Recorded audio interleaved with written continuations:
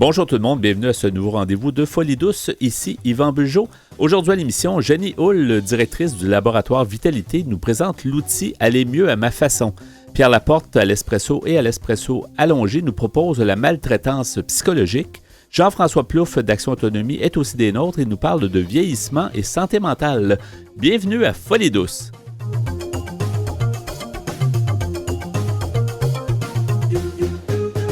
Vous syntonisez Folie douce, l'émission qui vise à détruire les tabous du vaste monde de la santé mentale. J'accueille maintenant mon invité, Mme Jenny Hull. Bienvenue à l'émission Folie douce. Merci beaucoup. Merci d'être là. Vous êtes directrice du laboratoire Vitalité. On va parler ensemble justement du laboratoire Vitalité, mais aussi d'un outil qui s'appelle Aller mieux à ma façon. Donc, pour débuter, comment on pourrait situer ce que c'est le laboratoire Vitalité? Bien, le laboratoire de recherche Vitalité, c'est un laboratoire qui s'intéresse à la santé mentale plus particulièrement, et à la réduction des inégalités sociales de santé. Alors, c'est un laboratoire que j'ai créé peu de temps après mon arrivée à l'UQAM, donc en 2010.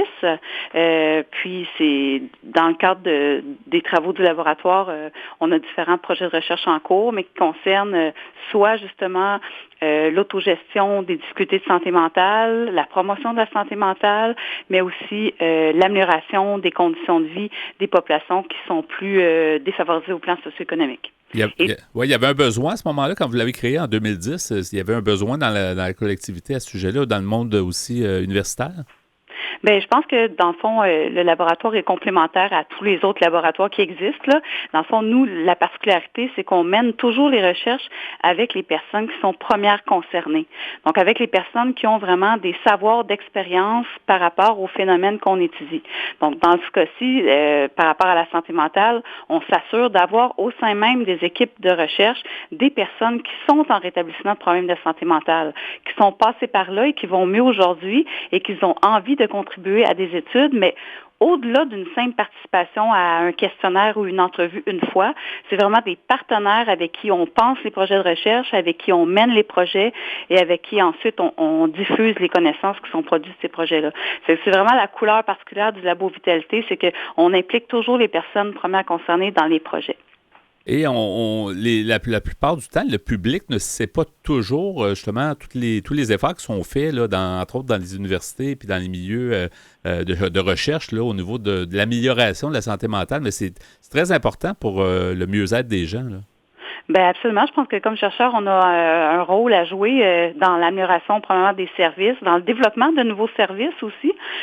Puis effectivement, souvent on a l'espèce de préjugé du chercheur dans sa tour d'ivoire, mais je vous assure qu'on est beaucoup de chercheurs qui travaillons en étroite collaboration avec les partenaires du milieu communautaire, du réseau de la santé, puis avec les personnes en rétablissement de difficultés de santé mentale aussi. Parce que dans le fond, pour certains, la recherche, les gens pourraient penser que c'est un peu théorique, mais dans le fond, ce que vous voulez, c'est d'améliorer les choses pour que ça devienne pratique pour les utilisateurs. Bien, absolument, mais je pense qu'il y a de la place pour différentes formes de recherche. Il y a effectivement de la recherche fondamentale qui s'intéresse, par exemple, aux causes biologiques ou neurobiologiques des difficultés de santé mentale, mais il y a beaucoup de chercheurs qui font de la recherche qu'on appelle de la recherche appliquée, qui vise vraiment à trouver des solutions innovantes à des problèmes qui existent, à trouver des nouvelles manières de faire, essayer d'implanter ça dans la vraie vie et voir ce que ça donne auprès des personnes. Donc, je fais partie de ces groupes-là. Moi, je suis psychologue, mais je suis psychologue communautaire. Donc, à la différence de mes collègues psychologues cliniciens qui font de la psychothérapie, qui tentent de traiter les problèmes de santé mentale avec la psychothérapie, les psychologues communautaires, on essaie de travailler d'une part plus en amont du développement des difficultés de santé mentale, puis on travaille beaucoup aussi avec le soutien par les pairs, l'entraide, le développement du pouvoir d'agir aussi, le développement du pouvoir d'agir individuel et collectif. C'est vraiment ce qui fait notre marque de commerce, si vous voulez, les psychologues communautaires. Vous devez avoir sûrement une bonne collaboration aussi du milieu, parce qu'on sait que le milieu à Montréal est quand même très dynamique, là. Il y a beaucoup d'organismes, il y a beaucoup de gens qui s'impliquent dans le domaine communautaire en santé mentale, là. Absolument, c'est extraordinaire ce qui se fait dans le milieu communautaire en santé mentale.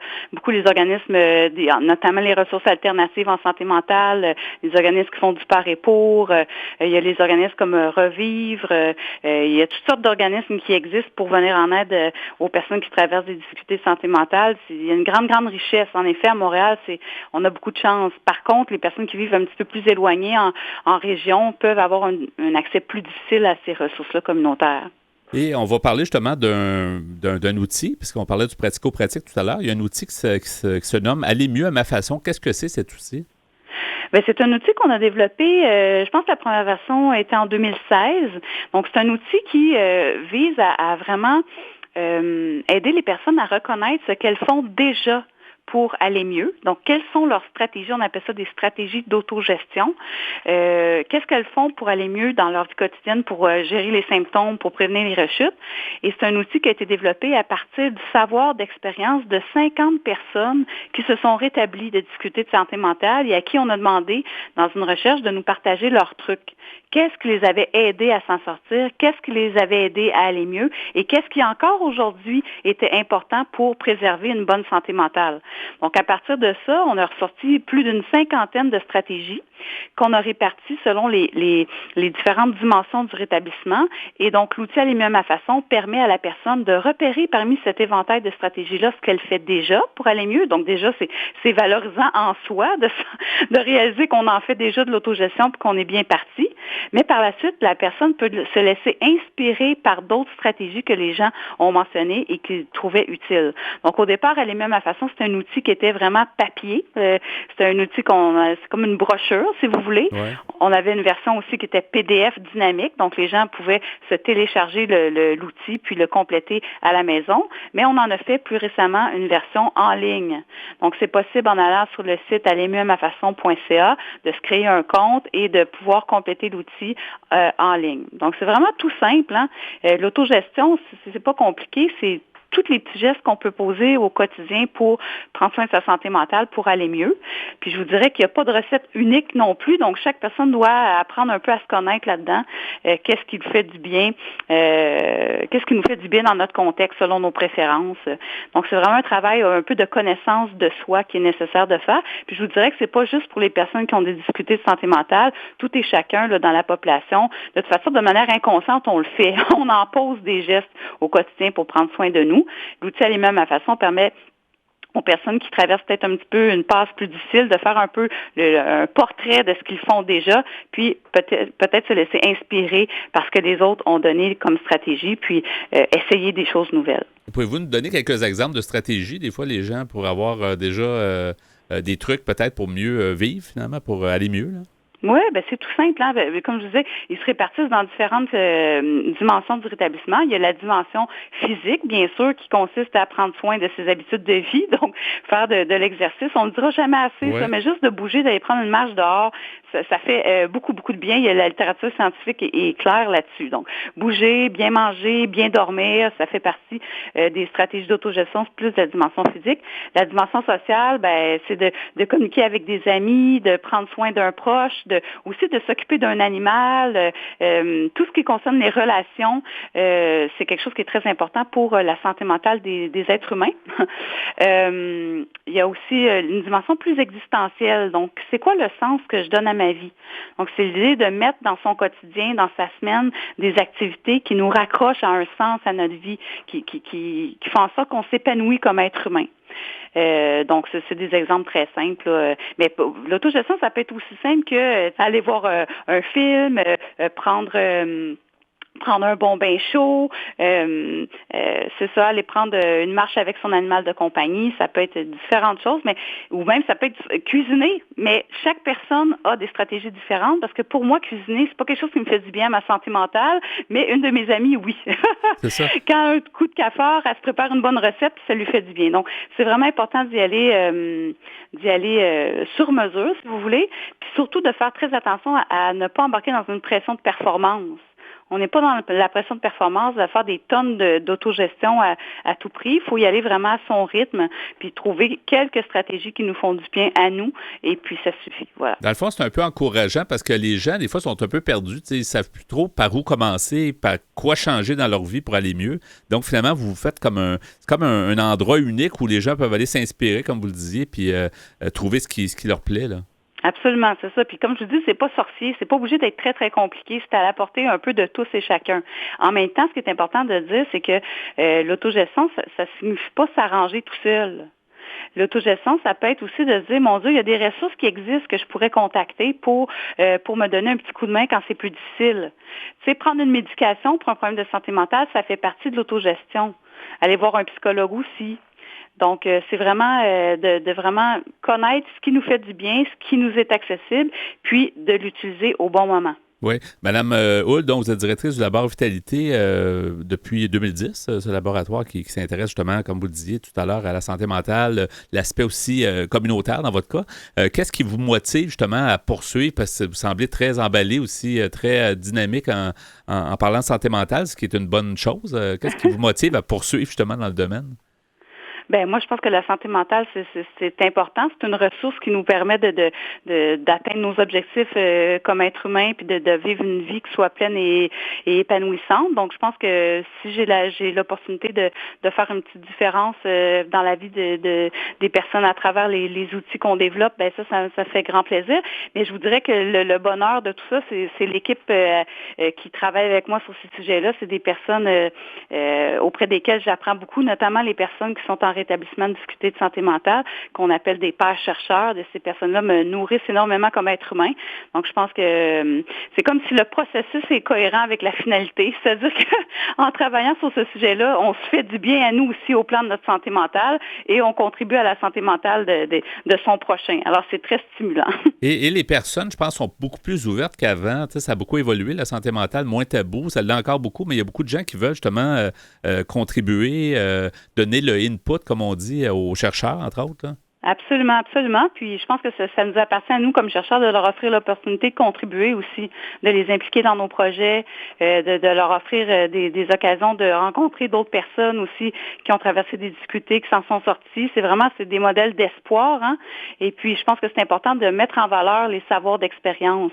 Je trouve que dans nos sociétés, on surévalue, on surestime, on pose un petit peu un regard très hiérarchique sur les différents savoirs en disant que les savoirs scientifiques sont supérieurs aux autres savoirs, mais pour moi, les savoirs scientifiques, les savoirs professionnels, les savoirs d'expérience, c'est des savoirs qui sont complémentaires. Puis moi, je travaille toujours avec une démarche de croisement des savoirs où justement, autour de la table, je rassemble des gens qui ont ces différentes formes de savoirs-là. C'est ensemble qu'on est capable de produire des connaissances encore plus utiles, je pense, pour la société. Oui, absolument. Ben, il nous reste quelques secondes encore. On voudrait mentionner justement les gens qui veulent soit utiliser, finalement, avoir accès à l'outil, aller mieux à ma façon, ou sinon en savoir plus sur le laboratoire Vitalité. Comment on pourrait faire? Bien, je vous invite simplement à taper www.allermieuxamafaçon.ca. Donc, aller mieux à ma façon dans un mot.ca ou encore www.vitalité.ucam.ca. Donc, aller mieux, un outil à découvrir. C'est ceux qui ne connaissent pas, finalement, aller l'utiliser et ça va juste être bénéfique, je pense, pour la plupart des gens. Même, comme vous le disiez, on n'a pas besoin d'avoir un diagnostic de santé mentale. Tous les gens ont des fois des downs, comme on dit, dans leur vie. Donc, comment aller mieux? Ben, c'est une bonne piste pour aller mieux, là. Absolument. Ben, merci beaucoup, Mme Jeannie Houle, dont directrice du laboratoire Vitalité, d'avoir été avec nous à l'émission Folie douce et bonne continuation. Merci, ça m'a fait plaisir. Au revoir. Merci, au revoir. Vous voulez mieux nous connaître et communiquer avec nous? Visitez notre site Internet au www.antenne.qc.ca. antenne.qc.ca. Nous y allons maintenant avec l'Espresso. Bonjour Pierre Laporte. Salut Yvan. Aujourd'hui, le sujet, la maltraitance psychologique. Exactement, la maltraitance psychologique. J'espère que ça ne sera pas trop triste.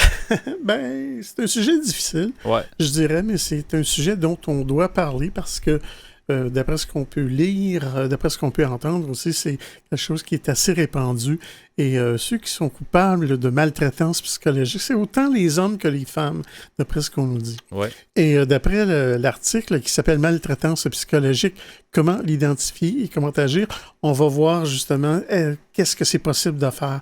Mais la personne qui a écrit l'article, c'est Mme Andrea Garcia Cerdan, qui est psychologue. Elle utilise plus le masculin pour décrire celui là, qui commet les maltraitances, mais elle nous dit également que c'est hommes et femmes, et elle utilise le « il », Ouais. on va voir plus souvent, et dans la vie de couple. Donc, ne vous sentez pas visé, messieurs, ça se peut que c'est pas que vous qui êtes en cause. Hein. Exactement, oui. Alors, elle nous dit, cela se produit dans toutes les tranches d'âge et dans n'importe quelle relation. On est déjà bien loin du stéréotype de la maltraitance au sein du couple. Cela peut se produire dans une relation d'amitié, dans une relation professionnelle, dans une relation parent-enfant, même dans une relation avec une personne âgée, etc. Et les personnes qui maltraitent peuvent être aussi bien des femmes que les hommes. Un abus pendant l'enfance peut avoir de graves conséquences sur la vie d'un individu et empêche souvent un développement psychologique sain. La maltraitance psychologique, nous dit Mme Cerdan, peut être définie comme un schéma régulier d'offenses verbales, de critiques constantes, de manipulation, etc., dans lequel il existe toujours une relation d'inégalité entre la victime et son agresseur. L'agresseur se trouve dans une situation de pouvoir et de supériorité. Par exemple, il se rit de vous et vous ridiculise devant les autres. Tu vas voir, il y a beaucoup de points. Lorsque vous vous plaignez, il vous dit, par exemple, c'était une blague et il vous accuse d'être trop sensible. Il vous dit que vos opinions et vos sentiments sont erronés. Vous ressentez qu'il vous traite comme un enfant. Il vous corrige tout le temps à cause de votre comportement inapproprié, entre guillemets. Vous ressentez que vous devez demander la permission avant de vous rendre n'importe où ou afin de prendre n'importe quelle décision. Il contrôle aussi vos dépenses. Il vous traite comme si vous étiez inférieur à lui. Il vous fait sentir comme s'il avait toujours raison. Il vous rappelle constamment vos erreurs. Il diminue vos succès, vos aspirations, vos plans et même qui vous êtes. Il vous regarde, il vous parle avec désapprobation, de manière condescendante et dépréciative. Je me rappelle en lisant tout ça, des fois on entend des femmes, peut-être qui ont atteint un certain âge et qui ont vécu ça pendant des années. Il raconte, là, ouais. Autre point, il vous accuse de choses que vous savez être fausses. Il est incapable de rire de lui-même. Il est très sensible lorsque quelqu'un se moque de lui ou fait un commentaire qui pourrait sembler être un manque de respect. Il n'est pas capable d'assumer ses erreurs et de s'excuser. Il n'est jamais coupable, ce sont toujours les autres. C'est toujours la faute des autres et il n'assume jamais ses responsabilités. Il vous culpabilise de ses problèmes ou de ses malheurs. Il viole vos limites et ne respecte pas vos demandes. Il se fâche ou vous retire son affection ou son attention. Il utilise la privation de nécessités basiques ou l'abandon et la négligence comme châtiment. Et cela se produit surtout envers les enfants. Il ne voit pas comment vous vous sentez ou il s'en fout. Il ne montre pas d'empathie. Il ne vous demande jamais comment vous vous sentez.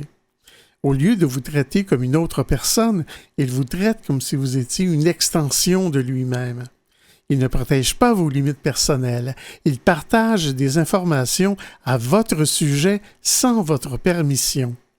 Finalement, il ne respecte pas vos demandes et fait ce qu'il pense être mieux pour vous. A-t-il quand même quelques qualités? Quelques qualités, peut-être? On pourrait dire que c'est un gars... Achetez plus, la cour est pleine. C'est un gars qui est mal à manger, on pourrait dire. Ouais. Mais on va voir que ça prend aussi un type de victime, parce que c'est pas tout le monde, c'est pas toutes les femmes qui vont accepter ça. Là, ici, évidemment, c'est un homme qui est celui qui commet les Mais ça maltraitances. pourrait être une femme qui fait tout ça, là, tout ce que tu as décrit. Là, exactement. Effectivement. Voici maintenant le profil de la victime. Cela doit être clair que dans les cas de maltraitance psychologique, la victime n'est absolument pas coupable d'être maltraitée. Elle ne l'a pas cherché et n'apprécie pas être insultée et dépréciée. Ce qui, par contre, est vrai, c'est que les personnes qui maltraitent les autres le font généralement avec certaines personnes qui remplissent certaines caractéristiques psychologiques. Les maltraitants profitent des personnes dont ils savent qu'ils ne vont pas se confronter à eux ou à elles. C'est pour cela qu'on peut désigner une population plus vulnérable aux maltraitances. Il est important que nous le détections, que cela soit pour nous-mêmes ou pour des personnes qui nous sont proches, afin de les aider à se renforcer de manière à ce qu'elles puissent faire face et se défendre d'une possible maltraitance. Donc, ces personnes-là, vont avoir besoin d'aide, c'est clair. Ouais. Les caractéristiques de ces personnes sont généralement les suivantes. Ce sont des personnes avec une basse estime d'elles-mêmes. Elles ne se sentent pas capables d'affronter la majorité des situations problématiques. Elles dépendent généralement des autres pour prendre leurs décisions. Elles ne défendent pas leurs droits et ont de la peine à dire non. Mais je vais m'arrêter ici et je vais poursuivre un peu plus tard dans l'émission.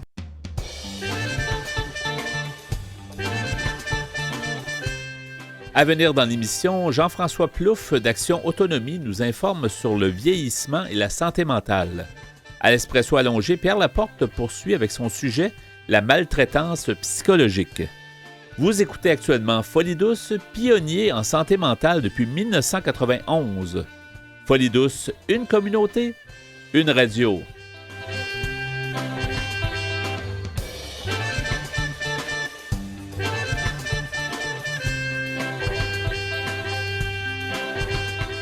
De retour au micro à Folie douce, qui vous renseigne sur les difficultés émotionnelles. Je reçois maintenant notre collaborateur Jean-François Plouffe. Bonjour Jean-François. Bonjour. Alors aujourd'hui, pour ta chronique, tu vas nous parler de vieillissement et santé mentale. Oui, ça fait plusieurs années déjà qu'à Action Autonomie, on s'intéresse à cette question-là du vieillissement, de l'impact du vieillissement sur la santé mentale. On a fait des projets de recherche avec la Téléuniversité, la TÉLUQ, depuis plus de 5 ans. Et là, on en est à procéder à la diffusion des conclusions de ces deux recherches-là qu'on a faites, en fait.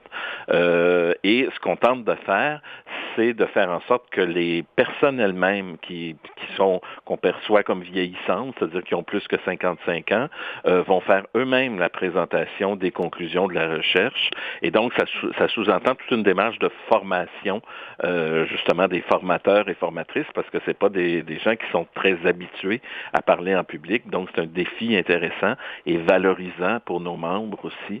Donc, on trouve ça vraiment très, très positif là, comme approche. Puis, ça intéresse plusieurs de nos membres. Évidemment, nos membres sont souvent des gens qui ont atteint l'âge de la pré-retraite, mettons là, à 55 ans. Donc, c'est eux qui ont un peu plus de temps à consacrer à l'action autour des revendications, autour des droits. Donc, ça leur donne une façon d'amener leur implication à un autre niveau, là, et on trouve ça très, très positif. On s'intéresse de plus en plus au vieillissement et santé mentale, mais c'est sûr que ça, peut-être, je dirais, a été des fois un peu oublié, ou en tout cas, peut-être il y avait moins de... Il y avait peut-être plus de jeunes, à certaines époques, qui étaient, entre guillemets, plus jeunes. Là, tu vois, on s'occupait plus des gens, peut-être plus jeunes, mais j'ai l'impression que le vieillissement devient de plus en plus important là, en santé mentale. Ben c'est ça. Dans les années 60, 70, on s'intéressait beaucoup aux jeunes à cause d'un phénomène qui est apparu après la fin de la guerre, qui s'est appelé le baby boom, qui a fait en sorte que le taux de natalité s'est mis à augmenter très, très rapidement. Et donc, cette génération du baby boom, née entre 1945 et 1965, est aujourd'hui cette génération qui vieillit. Et justement, on constate qu'il y a des préjugés notamment envers cette génération du baby boom, où on pense que ce sont tous des gens riches et prospères là, qui ont gagné leur vie dans l'appareil d'État, puis qui aujourd'hui vivent un peu au crochet de l'État et ont des retraites dorées et tout ça, alors que c'est pas vrai du tout. Il y a une partie de ces générations, de ces gens-là qui, évidemment, ont eu une vie un petit peu plus prospère, mais il y a beaucoup de gens défavorisés, des personnes âgées défavorisées qui appartiennent à cette génération-là aussi. Donc, c'est un des aspects dans la recherche là, qu'on a tenté de démystifier. Et tout ça est relié, évidemment, à la question de l'âgisme. L'âgisme, c'est la discrimination sur la base de l'âge. Les jeunes sont victimes d'agisme, mais les personnes âgées sont plus âgées sont victimes d'agisme aussi. Donc, on considère souvent que les personnes vieillissantes comprennent mal la réalité actuelle, comprennent mal la technologie, par exemple. De là à penser qu'ils peuvent avoir des pertes cognitives, qui commencent à délirer, ben c'est là qu'on commence à les traiter un peu plus comme des enfants, puis à les appeler mon petit monsieur et ma petite madame et tout ça.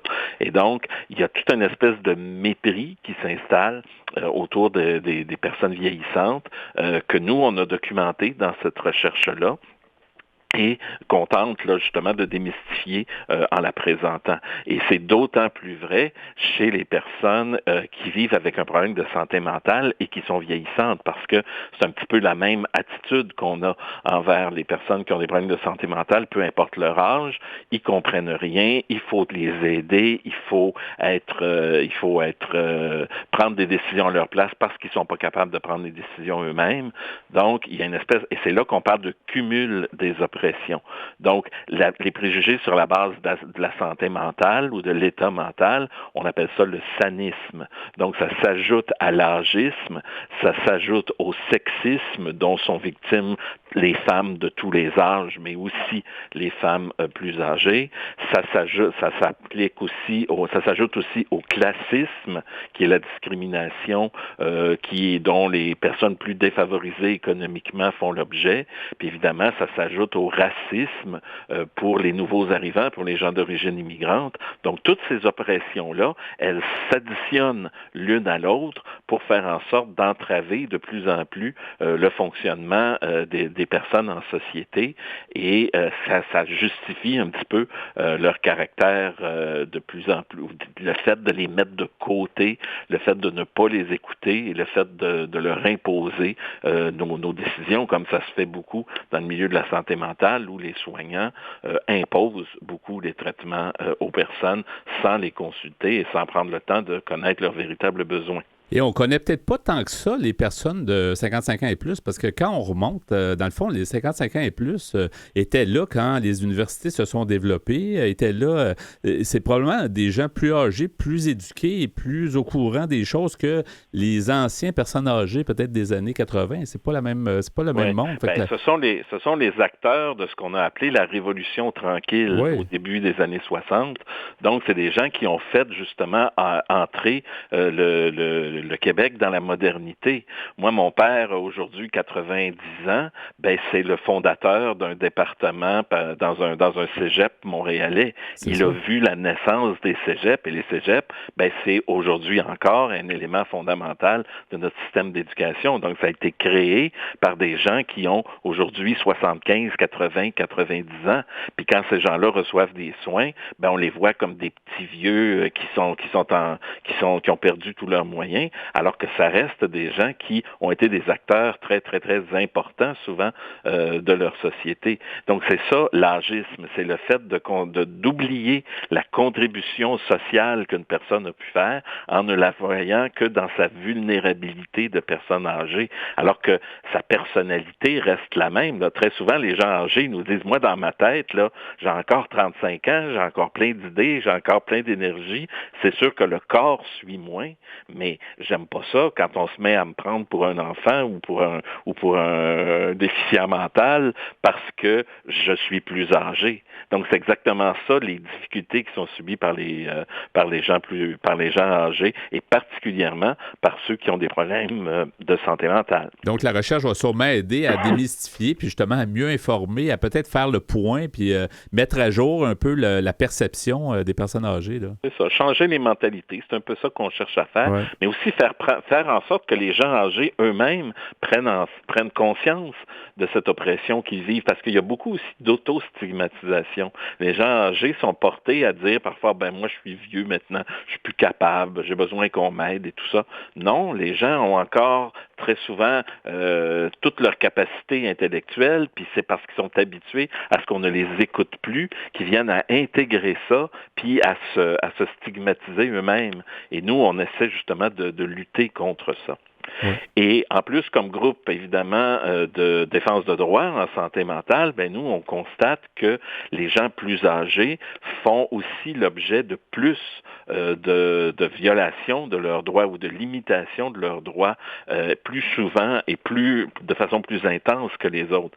Par exemple, pour ce qu'on appelle les autorisations judiciaires d'hébergement, c'est-à-dire de se faire forcer par un tribunal à aller vivre dans un endroit qu'on n'a pas choisi, c'est 90% de ces autorisations-là qui sont imposées à des personnes de plus de 50 ans. Et de ce nombre-là, de ce 90%, il y en a les 3/4 qui sont des femmes. Donc, une femme qui vieillit, elle est prise en charge, elle est sans son consentement et sans être consultée, elle est beaucoup plus portée à subir ce genre de vexation-là que les hommes. Pourquoi ils font ça, justement, l'autorisation judiciaire, en fait, d'hébergement? Pourquoi ça? C'est des gens qui aimeraient vouloir rester dans leur maison ou dans leur logement et qui vivent peut-être une forme ou une autre de perte d'autonomie, qui auraient besoin probablement de services à domicile ou des choses comme ça, mais on leur dit non, on ne vous donnera pas des services à domicile, on ne souhaite plus, votre famille, vos soignants, tout ça, ne veulent plus que vous viviez dans ce logement-là, et donc on va, puisque vous n'y consentez pas à le quitter de votre propre volonté, on va plaider devant le tribunal que vous n'avez plus la capacité à consentir et donc on va pouvoir décider à votre place parce que vous ne pouvez plus décider et on va vous amener dans une ressource d'hébergement, dans un CHSLD ou dans d'autres types de ressources d'hébergement pour les personnes âgées. Mais ça, c'est très difficile à vivre à n'importe quel âge parce qu'il y a des gens de tous âges qui se font imposer ce traitement-là, mais c'est encore plus difficile quand on est plus vieux, qu'on a besoin de nos repères, qu'on a souvent vécu pendant des décennies dans le même environnement, puis tout d'un coup, sans qu'on nous demande notre avis, on se fait déraciner. C'est quelque chose d'extrêmement difficile à vivre pour les personnes. Donc. Absolument. Il nous reste à peu près 3 minutes, Jean-François. Oui, je voulais aussi parler des séances d'électrochoc. Nous, on est très critiques face à cette forme de traitement-là. Il y a 70% des électrochocs qui sont administrés à des personnes de plus de 50 ans. Et dans ce 70%-là, encore une fois, même phénomène que pour l'hébergement forcé, il y en a les 2/3 qui sont des femmes. Donc, on voit bien le cumul des oppressions sur le sexisme et l'agisme notamment, qui sont très, très présents dans notre société. Même chose pour les mesures de contention. On attache beaucoup les personnes âgées dans les hôpitaux et dans les CHSLD. On pense que c'est pour leur bien, pour les empêcher de faire des chutes.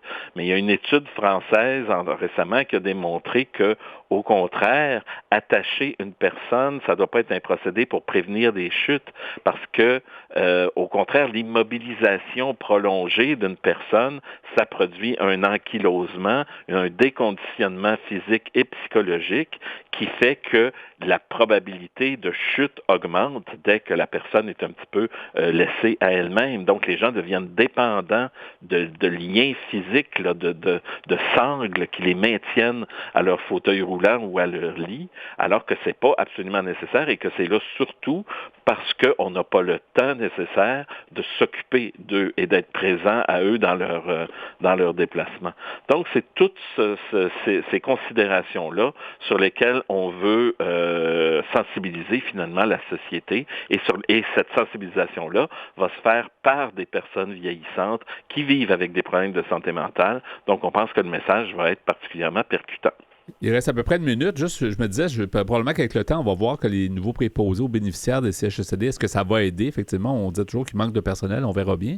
Mais en moins d'une minute, tu peux peut-être on espère, mais on sait que la culture dominante, notamment en santé mentale, la culture qui avait cours dans les asiles d'aliénés du début du 20e siècle, elle est encore bien vivante. Donc, on pense qu'il va falloir plus que renouveler les effectifs pour que les choses changent. Il va vraiment falloir faire de la sensibilisation puis de la formation de ces gens-là, au-delà des techniques de soins, mais aussi sur les droits et les aspirations des personnes qui soignent, parce qu'elles en ont encore, même si elles ne sont plus toutes jeunes. Et peut-être avoir justement des milieux de vie mieux pensés et tout ça. Là, c'est tout ça aussi. C'est pas le gouvernement parle de maison des aînés. Ouais. On va voir à quoi ça va ressembler. Et est-ce qu'on aura les ressources pour les faire à grande échelle? Ça, c'est à voir. C'est à voir sur le long terme. Mais en terminant, Jean-François, les coordonnées d'Action Autonomie pour si vous avez besoin d'aide, vous êtes toujours disponible? Tout à fait. Alors, on est au téléphone 514-525-5060 et on peut visiter aussi notre site Internet au www.actionautonomie.qc.ca. Bien, merci beaucoup de ta présence. On va surveiller effectivement les résultats éventuellement de cette recherche là, sur le vieillissement et santé mentale. Ça va être intéressant pour mieux nous informer de la situation actuelle. Merci et à une prochaine. Merci à vous. Au revoir. Salut. Vous écoutez le rendez-vous radiophonique hebdomadaire Folie douce, qui traite de santé mentale depuis 1991. C'est maintenant le moment du bloc Espresso allongé et tel que promis par toi, Pierre, on va poursuivre avec la maltraitance psychologique, le sujet que tu nous amènes cette semaine. Oui, un sujet pas trop joyeux, mais un sujet dont on doit parler. J'essaie d'alterner entre les sujets lourds et les sujets beaucoup plus légers pour jamais être trop lourd, trop triste. À quelque part, c'est la santé mentale, puis il y a des problématiques. Fait que je veux dire, c'est juste notre façon de l'amener, mais c'est pas si mal quand même dans le temps. C'est plus, ça nous aide en tout cas à le reconnaître, puis peut-être justement à agir et à faire quelque chose pour changer peut-être la situation. Là. Oui. Donc, la maltraitance psychologique, d'après un article de Mme Andrea Garcia Cerdan, qui est psychologue. Elle nous donnait un portrait des personnes qui se laissaient, entre guillemets, maltraiter, parce qu'il y a comme une espèce de profil des personnes qui se laissent maltraiter. Mais il y a aussi un profil du maltraitant. Et elle nous dit que les maltraitants psychologiques ne se rendent souvent pas compte de ce qu'ils sont en train de faire. Ils le voient comme une manière normale d'avoir une relation avec les autres. Ils n'ont pas appris de manière saine d'entrer en confrontation, mais ils ont plutôt tendance à réagir de manière agressive. Et c'est la façon avec laquelle ils ont appris à compenser leurs propres insécurités et leurs propres peurs. En abusant des autres, ils sentent qu'ils ont le contrôle, quelque chose qu'ils ne ressentent certainement pas dans les autres environnements de leur vie. Donc, finalement, c'est des personnes qui ont des carences, finalement. On peut dire on peut dire que la plupart des personnes qui ont des comportements un peu comme ça, là, souvent c'est de leur faute, puis c'est pas toujours, là, on se sent les excuser à quelque part. Des fois, c'est plus fort qu'elles, puis elles s'en rendent pas tout à fait compte, des fois. Ouais. C'est peut-être même des personnes abusées dans l'enfance. Aussi, oui. Ça peut être ça. Ouais. Alors, les maltraitants se sentent peu sûrs, et c'est pour cela qu'ils ont besoin que la victime de leur maltraitance dépende complètement d'eux. Et n'importe quelle action de rébellion est vue par eux comme une menace à leur situation privilégiée. Ils sont contrôleurs, possessifs et jaloux. Ils ont une faible tolérance à la frustration. Ils rendent coupables les autres de leurs problèmes. Ils ne se rendent généralement pas compte des dégâts qu'ils provoquent. Et dans les cas où ils s'en rendent compte, cela leur est égal. Ils manquent d'empathie. Ils ne savent pas gérer leurs émotions. Ils peuvent arriver à être enchanteurs et aimables lorsqu'ils le souhaitent. Ils ont souvent un trouble de la personnalité comme un trouble limite de la personnalité, un trouble narcissique ou un trouble antisocial de la personnalité. Il s'agit là de caractéristiques générales que peuvent avoir ces personnes. Mais il faut tenir compte du fait que chaque personne est unique et qu'il existe autant de profils qu'il y a de personnes. Maintenant, que faire si vous pensez que vous maltraitez quelqu'un psychologiquement? Là, ici, remarque que les personnes qui maltraitent n'auront pas tendance à se reconnaître dans leurs défauts ou d'aller consulter. Oui, c'est plutôt les gens qui le subissent. Exactement, ça, oui. Mais on ne sait jamais. Oui, quand même. On nous dit qu'il est difficile de changer une manière d'agir si celle-ci a été maintenue pendant plusieurs années et que c'est la seule manière que nous connaissons d'avoir une relation avec les autres. Il est important de savoir que l'on ne peut pas changer du jour au lendemain et qu'il s'agit d'un processus long. Le mieux est de chercher de l'aide psychologique le plus vite possible, mais entre-temps, voici ce que vous pouvez faire. Une des choses les plus importantes est de reconnaître ce que vous avez fait et de vous rendre compte des dégâts provoqués. Cessez de trouver des excuses et de mettre la faute sur les autres. Essayez de réparer les dégâts qui ont été causés. Acceptez la responsabilité de ce que vous avez fait. Votre vie a beau avoir été dure, l'abus reste un choix. Éloignez-vous de la personne que vous êtes en train de maltraiter, au moins jusqu'à ce qu'un psychologue vous aide à avoir une relation plus saine. Maintenant, que faire si vous pensez que quelqu'un vous maltraite? Prenez conscience que rien ne va changer, même si vous vous en plaignez, à moins de vous rendre chez un professionnel. Entourez-vous de gens qui vous aiment. Reprenez contact avec vos amis et votre famille si la personne qui vous maltraite vous a éloigné d'eux.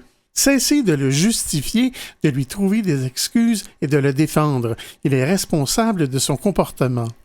Éloignez-vous de la personne qui vous maltraite. Cassez le lien qui vous unit. C'est un pas difficile à franchir, mais il est essentiel. Économisez de l'argent et cherchez un nouvel endroit pour vivre. Et c'est écrit en grosses lettres.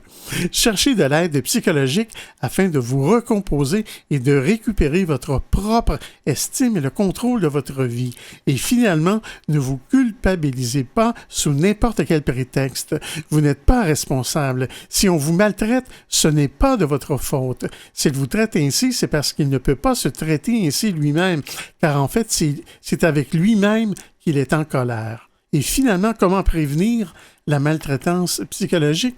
L'abus émotionnel ou la maltraitance psychologique est une forme de lavage de cerveau qui peu à peu va détruire le sentiment de valeur personnelle de la personne qui en souffre, ainsi que la confiance en soi et la confiance envers les autres.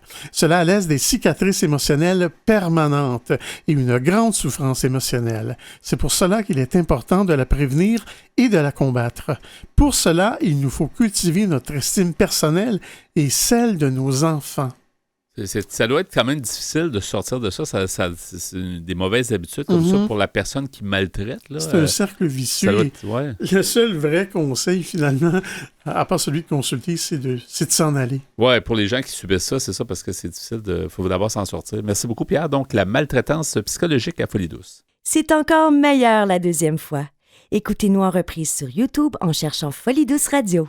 Pour conclure ce rendez-vous de Folie Douce, Pierre Laporte, merci beaucoup pour ta mise en onde. Ah, ben bienvenue, mon cher. Et merci aussi pour tes blocs espresso. Tu nous as parlé de maltraitance psychologique. On a reçu en début d'émission Janie Hull, directrice du laboratoire Vitalité, qui nous a présenté l'outil « Aller mieux à ma façon ». Alors, c'est fort intéressant, c'est à suivre d'ailleurs. Notre collaborateur Jean-François Plouffe d'Action Autonomie nous a parlé de vieillissement et santé mentale. C'était donc le menu de Folie Douce cette semaine. C'est Yvan Bugeaud à l'animation. Bonne semaine à tous et à la prochaine Folie Douce. Au revoir.